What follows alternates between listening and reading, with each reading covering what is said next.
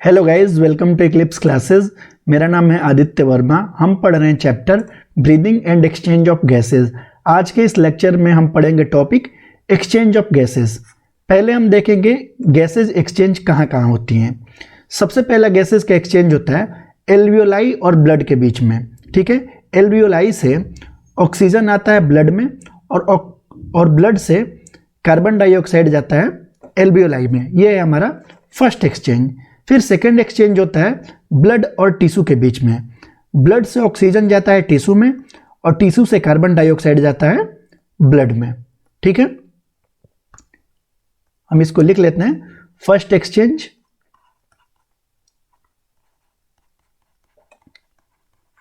Exchange हो रहा है बिटवीन एल्वियोलाई एंड ब्लड, और second exchange between blood and body tissue, या बोले तो टिश्यूज। ठीक है, अब हम देखेंगे how does gaseous exchange take place. ये जो गैसियस एक्सचेंज हो रहा है ये होता कैसे है। ठीक है, मतलब कि कार्बन डाइऑक्साइड कैसे हमारे ब्लड से जाता है एल्वियोलाई में और कैसे ऑक्सीजन एल्वियोलाई से आता है ब्लड में।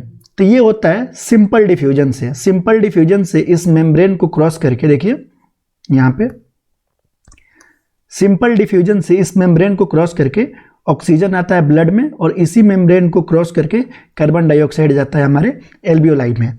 और ये होता है प्रेशर ग्रेडियंट से, मतलब कि high pressure to low pressure gases का मूवमेंट होता है। इसको हम अभी समझेंगे। देखिए कैसे हो रहा है। O2 and CO2 are exchanged with simple diffusion।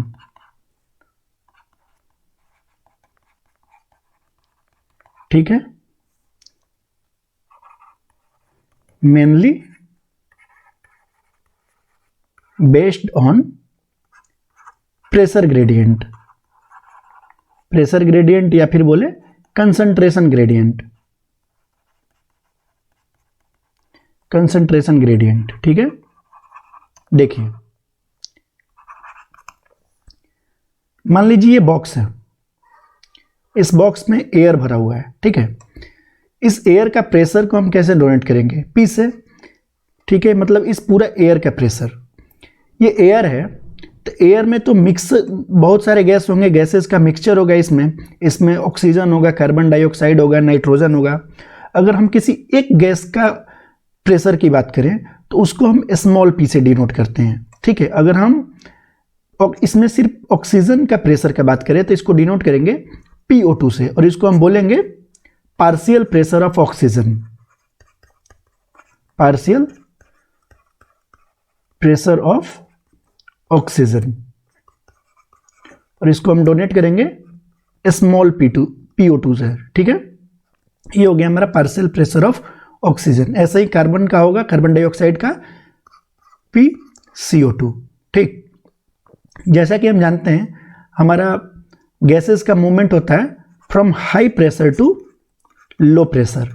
वैसे ही अगर ऑक्सीजन का मूवमेंट होगा तो ऑक्सीजन का भी मूवमेंट होगा from high partial pressure of oxygen to low partial pressure of oxygen.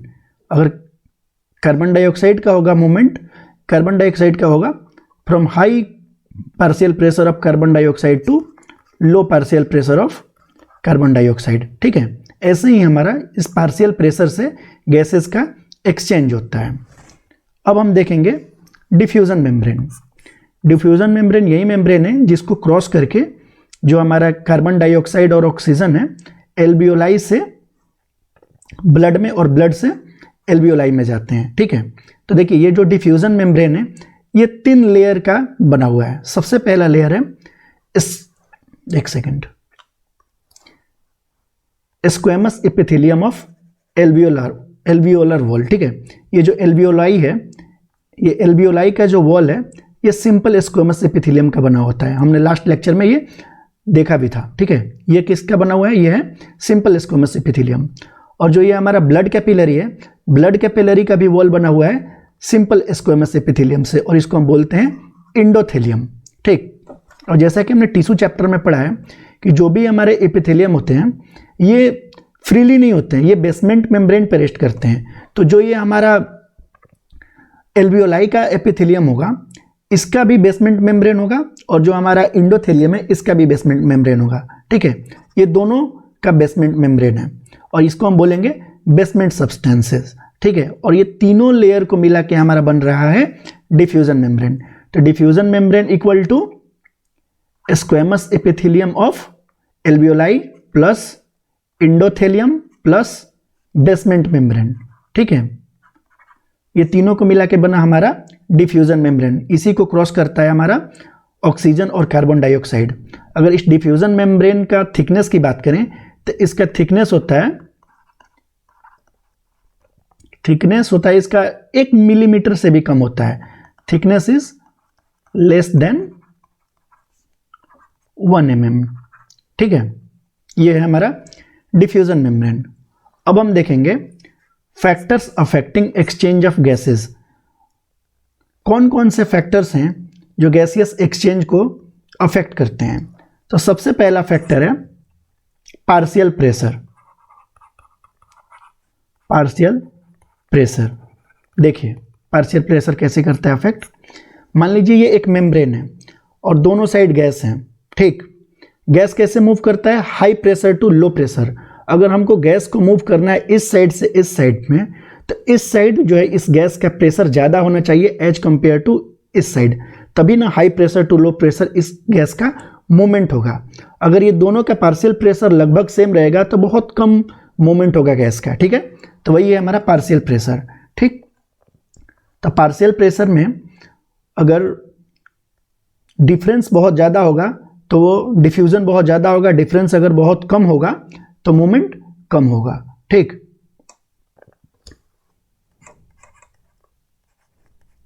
More the difference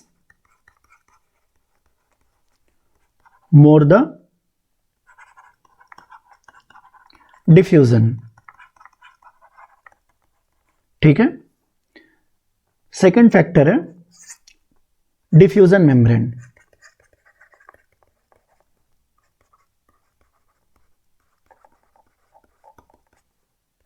देखिए यह है डिफ्यूजन मेम्ब्रेन। इस डिफ्यूजन मेम्ब्रेन के थिकनेस भी क्या करता है, अफेक्ट करता है। अगर ये थिकनेस कम होगा तो गैसियस एक्सचेंज ज़्यादा होगा, अगर यही थिकनेस ज़्यादा होगा तो गैसियस एक्सचेंज कम होगा। ठीक है, तो हम लिखेंगे इसमें more the thickness less the diffusion.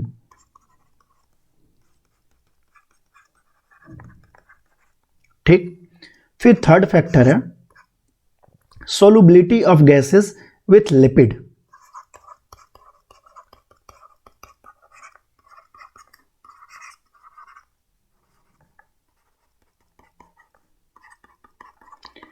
जिस गैसेस का या जिस गैस का लिपिड के साथ जितना ज़्यादा सोलुबिलिटी होगा उसका डिफ्यूजन ज़्यादा होगा। देखिए समझिए कैसे, जो ये हमारा टिश्यूज़ होते हैं इनका मेम्ब्रेन बना होता है लिपिड से।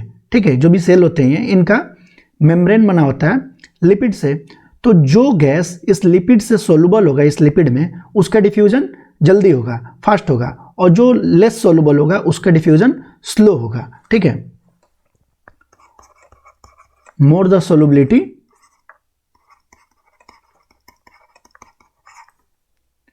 More the diffusion.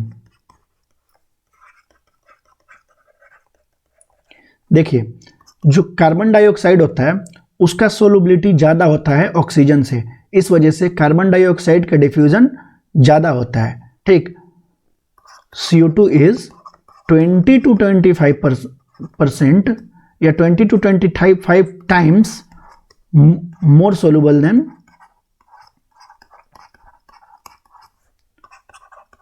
ऑक्सीजन, इस वजह से कार्बन डाइऑक्साइड का डिफ्यूजन ज़्यादा होता है। ठीक, अब हम देखेंगे exchange of gases at alveoli and body tissue. अब जो गैसेस का एक्सचेंज हो रहा है एल्वियोलाई और बॉडी टिश्यू में ये कैसे होता है। देखिए एल्वियोलर एयर की बात करें, एल्वियोलाई में जो एयर है इसका पार्शियल प्रेशर अगर ऑक्सीजन का देखें यहाँ पे 104 है, कार्बन डाइऑक्साइड का 40 है। सिस्टमिक आर्टरीज में जो ये ऑक्सीजनेटेड ब्लड है इसमें ऑक्सीजन का पार्शियल प्रेशर है 95, कार्बन डाइऑक्साइड का है 40।